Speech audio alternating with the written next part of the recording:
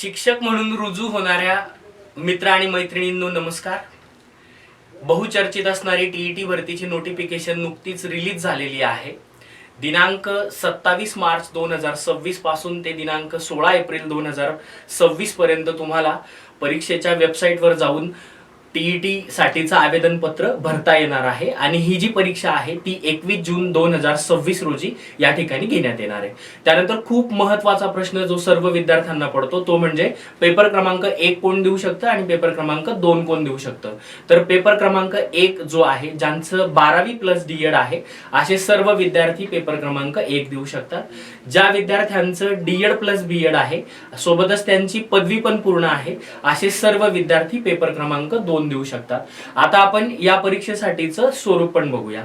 जो पेपर क्रमांक 1 आहे त्यासाठी तुम्हाला एकूण 150 प्रश्न असणार आहे आणि त्यासाठी तुम्हाला 150 गुण सुद्धा असणार आहे आणि त्यासाठी 150 मिनिटांचा वेळ म्हणजेच तुम्हाला 2.5 तासांचा अवधी या ठिकाणी दिला जाणार आहे. मग या परीक्षेमध्ये नेमकं काय असणार आहे घटकांच्या स्वरूपात, तर पहिला घटक या ठिकाणी असणार आहे तो म्हणजे बालमानसशास्त्र, अध्यापनशास्त्र, त्यानंतर प्रथम भाषा, द्वितीय भाषा, त्याच्यानंतर तुम्हाला गणित आणि त्याच्यानंतर तुम्हाला परिसर अभ्यास. प्रत्येक गटकाला 30-30 प्रश्न असणार आहे आणि त्याला 30-30 गुणांचं वेटेज सुद्धा असणार आहे. अर्थातच काय तर हा 150 गुणांचा तुमचा पहिला पेपर या ठिकाणी असणार आहे. त्यानंतर तुमचा सेकंड पेपर जो आहे जो तुमचा 5वी ते 8वी साठी घेण्यात येणार आहे त्या पेपरसाठी तुम्हाला बालमानसशास्त्र आणि अध्यापनशास्त्र त्याला सुद्धा 30 प्रश्न 30 गुणांसाठी.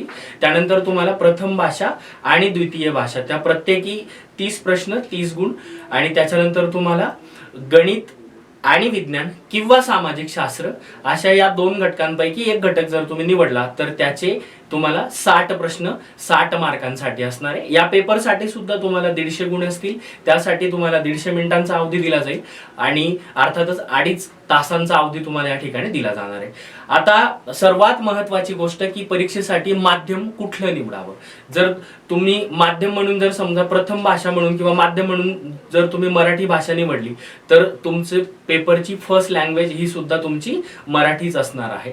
जर समजा तुम्ही बंगाली, उर्दू, कन्नडी आणि तमिळ भाषा जर समजा तुम्ही या ठिकाणी प्रथम लँग्वेज किंवा माध्यम म्हणून निवडली तर तुम्हाला इंग्रजी भाषा द्वितीय भाषा म्हणून त्या ठिकाणी तुमची असणार आहे. आणि इनकेस जर समजा तुम्ही उर्दू भाषा माध्यम म्हणून निवडली तर तुम्हाला इंग्रजी प्लस उर्दू असं तुमचं द्विभाषिक स्वरूपामध्ये इतर घटकावरचे सगळे प्रश्न तुम्हाला परीक्षेला विचारले जाणार आहे. त्यानंतर सर्वात महत्त्वाची गोष्ट या परीक्षेसाठी कुठल्याच प्रकारचं निगेटिव्ह मार्किंग नाहीये.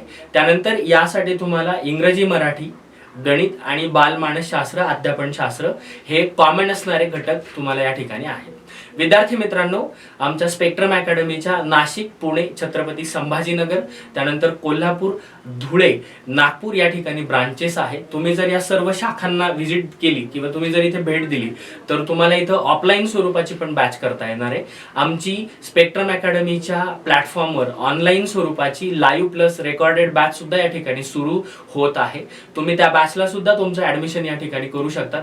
खाली डिस्क्रिप्शन बॉक्समध्ये जे नंबर्स तुम्हाला दिलेले आहे त्या नंबरला तुम्ही आजच संपर्क करायचा आहे आणि टीईटीची बॅच तुम्हाला या ठिकाणी जॉईन करायची आहे. या बॅच मध्ये तुम्हाला अद्ययावत स्वरूपाच्या म्हणजे परीक्षाभिमुख स्वरूपाच्या अशा नोट्स तुम्हाला या ठिकाणी दिल्या जाणार आहेत.